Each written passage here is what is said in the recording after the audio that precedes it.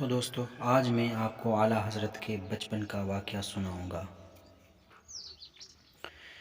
جناب سیدی ہندی ایوب علی شاہ رحمۃ اللہ تعالیٰ علیہ فرماتے ہیں کہ بچپن میں آپ رحمۃ اللہ تعالیٰ علیہ کو گھر پر ایک مولوی صاحب قرآن مجید پڑھانے آیا کرتے تھے۔ ایک روز کا ذکر ہے کہ مولوی صاحب کسی آیت کریم میں بار بار ایک لفظ آپ رحمۃ اللہ تعالیٰ علیہ کو بتاتے تھے، مگر آپ رحمۃ اللہ تعالیٰ علیہ کی زبان مبارک سے نہیں نکلتا تھا۔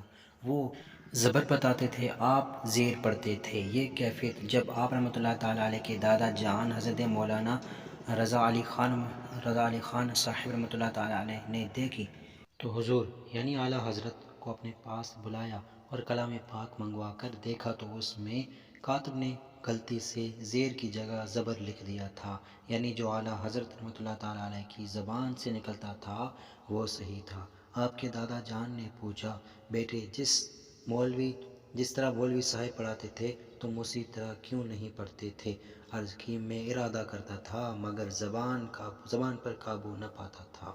اعلیٰ حضرت رحمۃ اللہ تعالیٰ علیہ خود فرماتے تھے کہ میرے استاد جن سے میں ابتدائی کتاب پڑھتا تھا، جب مجھے سبق پڑھا دیا کرتے، ایک دو مرتبہ میں دیکھ کر کتاب بند کر دیا کرتا۔